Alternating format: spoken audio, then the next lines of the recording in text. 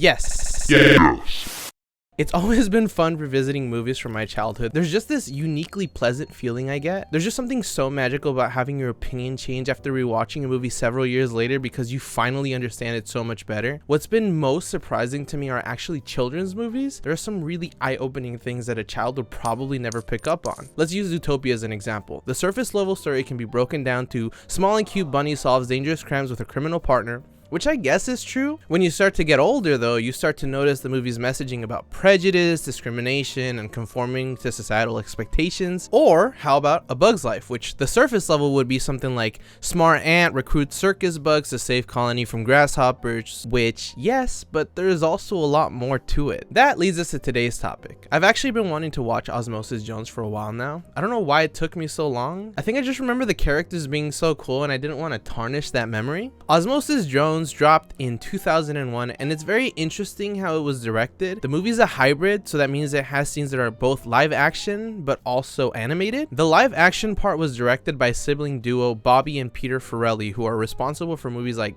Dumb and Dumber, Me, Myself, and Irene, and more recently, Ricky Stenicki, which I personally really enjoyed. The animated part was by Pete Kroon and Tom Saito, who have worked on movies like The Iron Giant, Shrek, Despicable Me, The Lion King, and Ghost in the Shell. I will admit that this makes my claim confusing since all four of these people are white, and not just that, they're suburban white. From the mountains of Caucasus. My mind can't even begin to understand how these people managed to accidentally make a black buddy cop flick, and I insist you go watch the movie if my claim makes you upset. I promise that you'll get what I mean by the time the movie is done, because I don't know how to describe it, but this movie makes me feel a sensation that only movies like the Medea flicks have ever made me feel. That being said, I'm gonna spoil the movie now, so go watch it or I will be spoiling this 23-year-old movie, which is old enough to drink. You might as well like the video and sub and hit the bell while you're at it. So the movie bounces back and forth between the animated world of Frank City, which is a make-believe representation of the body of Frank the Torre, who is played by the great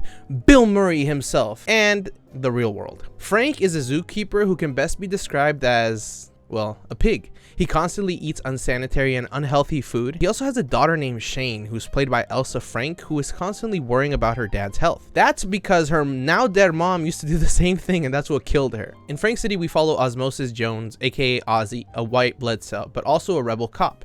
He's voiced by Chris Rock, who's probably the person who contributed the most thematically to the movie, because even the composer, Randy Ederman, is a white man who has composed for nothing but white movies. Anyway, it might as well should have been Chris Tucker though, because Ozzy is pretty much a clone of the decorated detective James Carter himself. This doesn't make sense right now, but you'll see the vision when I get to the story. So basically, Ozzy has this issue. He's a good intentioned dude. The thing is that in the pursuit of justice, he tends to cause a lot of damage to the city. This led to the department placing him on cleaning duty. Back with Frank, this bozo gets a hard-boiled egg yoinked by one of the monkeys. He's a zookeeper. He then fights the monkey over said egg and it eventually falls on the floor. Tell me why Big Dog over here scoops it up and into his mouth it goes.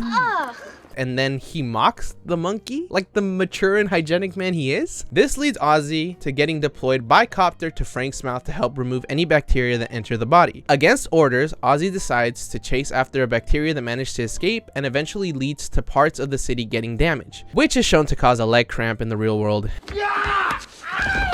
Shane gets worried that if her dad gets sick, he won't be able to go to a class trip with her in her class, so he asks him to go to the clinic. He's kind of been failing her lately, so like the responsible adult he is, he takes a cold pill instead.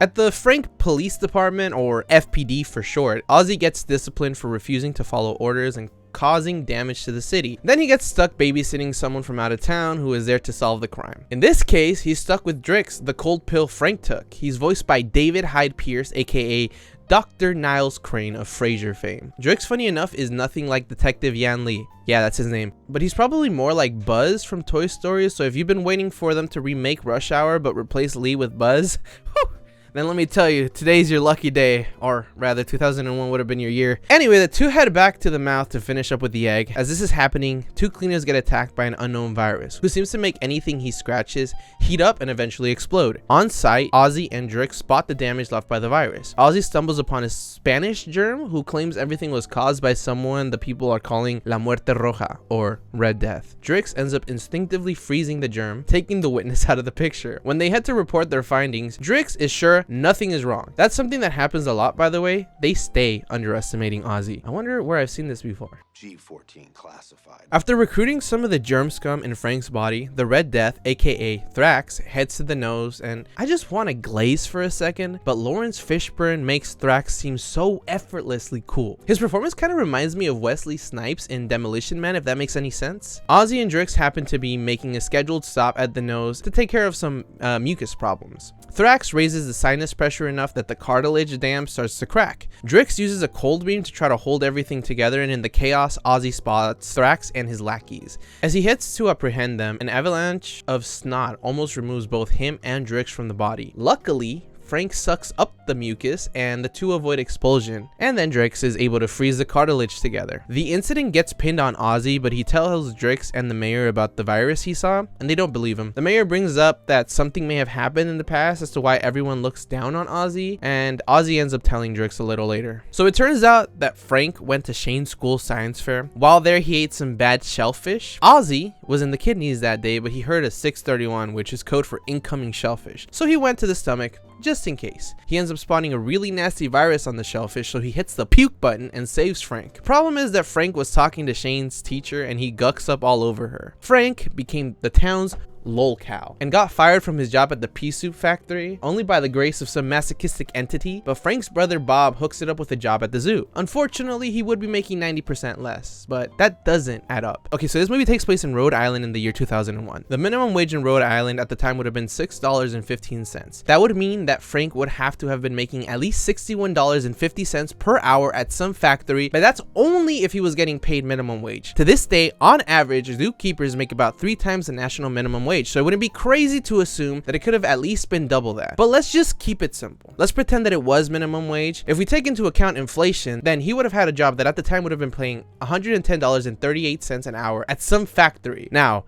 look at me and answer this fucking question. What the fuck was he doing? Drix decides to trust Ozzy, and the two head to shake up an informer. The dude tells them that they're dealing with a virus that calls himself Thrax, and there's supposed to be a meeting at this new place called The Zit, which is a zit. The two head there, and after getting spiffy themselves, Ozzy is able to infiltrate the meeting where he finds out that Thrax is trying to remove a DNA bead from Frank's hypothalamus, which is what regulates the body's temperature and will ultimately kill him. This isn't the first time he's killed, but he is trying to break his record and take Frank down in 48 hours so he can make it onto the medical books. They catch on to Ozzy, and as they're about to take him out, Drix bursts through the wall. He struggles to reload his gun because it has a child-proof cap for some reason. Ozzy ends up taking it and throwing it on the floor, which triggers a flash explosion that just freezes the whole building. This also happens to make the zit on Frank's forehead shoot out. Unfortunately, the zit shooting out happens to coincide with Frank trying to convince Shane's teacher to drop the restraining order she got on him because he threw up on her, all because he wants to go on the field trip with his daughter. Obviously, she gets mad and demands he leaves the school. This whole event ends up causing the mayor to fire Ozzy and to expel Drax. Fuck, man, I feel like I've seen this before. Mr. Lee is on his way to Hong Kong.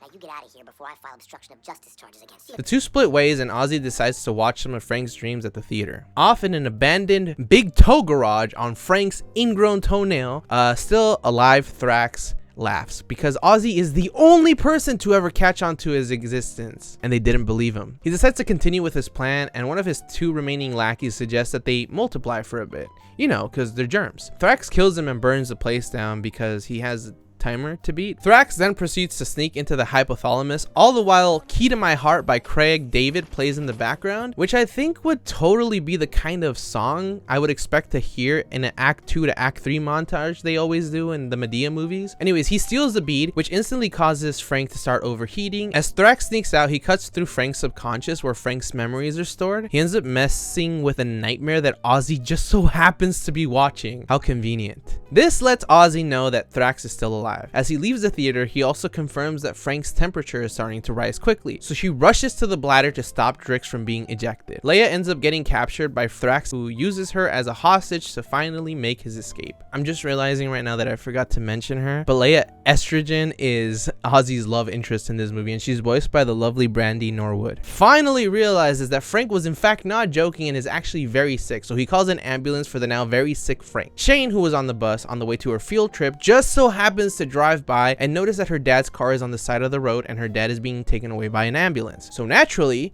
The school lets her go with a man they've never met, claiming to be Shane's dad's brother, but could really be anybody, and the two head to the hospital as well. As Frank's beginning to die, Ozzy and Drix catch up to Thrax in the mouth. They start to fight, and while they're able to save Leia, Thrax does manage to escape. You see, his plan was to use pollen, which they've been talking about the whole movie about how allergic Frank is to the pollen. So he would sneeze and he could make it out. Not wanting to give up, Ozzy gets Drix to load him into his gun and fire it towards Thrax. The two land on Shane's eye, and as they continue to fight, Thrax notices that Drix was able to freeze his arm. And then they have this sort of 360 kung fu slow motion shot, and Thrax breaks the ice on Ozzy and knocks him down. Thrax takes the chain with all the DNA beads he's collected and begins to choke out Ozzy since he wants it so bad. As Ozzy is about to call he quits, Shane blinks and causes the two to tumble onto one of her fake eyelashes, and the added weight causes it to start to fall. Ozzy outplays Thrax and causes his arm to get stuck on the fake eyelash. He is then able to jump off, leaving Thrax to fall into a glass beaker with alcohol or some sort of chemical which destroys Thrax. With no way to make it back, the citizens at Frank City realize that it's over.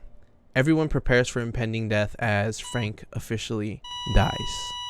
Heartbroken, Shane runs to her dad and apologizes to him for calling him a bad dad. He is, and she cries a tear which Ozzy uses to get back into Frank's mouth. The DNA bead is returned, and Frank not only comes back to life, but his temperature instantly begins to drop back to normal. This man is not human. A town ceremony is then held at Frank City to celebrate Ozzy. He asks Drix to be his partner, and then Leia kisses him, and they all live happily ever after. Back with Frank, he goes on a hike with Shane. He's eating a lot healthier now, and it looks like the two are much happier. The end. Some of you may have noticed that I skipped a few things. The thing is that I kind of don't like this movie. Don't get me wrong though, there are certain aspects that I do like, but the movie doesn't know what it wants to be. You can say that this movie is split into three parts. On the one hand, you have the Ozzy storyline, which is honestly my favorite. This is the part that gives me those Medea movie vibes, and I think that's mainly because of the soundtrack, because were it not for that, this movie would just be a Rush Hour clone beat for beat. So let's reanalyze. Our character is a black cop who doesn't play by the law, but is well-intentioned. He gets suspended for causing lots of damage to the city. He gets paired up with someone from an external policing force with the task of keeping them busy, since they believe the new partner will only get in the way of the investigation. They find evidence of the bad guy, but they are ignored. Someone is kidnapped and used as a hostage. Big Bad escapes, and one of the protagonists stops him by dropping him into water. Kinda. Do you see what I mean now? It's not even just that, but the movie is only this storyline for about half the movie. I'd rather just go rewatch Rush Hour and get a good 2-hour experience. So I did kind of talk about the second part a bit, and it's the one with Frank. It's just gross humor, which honestly isn't funny. Frank is kind of just a filthy dude who's also a bad parent, and it's kind of the most miserable part of the movie. But the reason he is like he is hidden in the third part, and it's honestly what pisses me off the most. The last part is something I sort of try to avoid. There's this political storyline that ruins the entire messaging of the movie. You see, throughout the entire movie, we see the narcissistic mayor lie to the town and purposefully expose Frank to bad situations in order to not tank his ratings before an election, all the while deflecting everything bad he's causing onto everyone but himself. I feel like I've seen this before.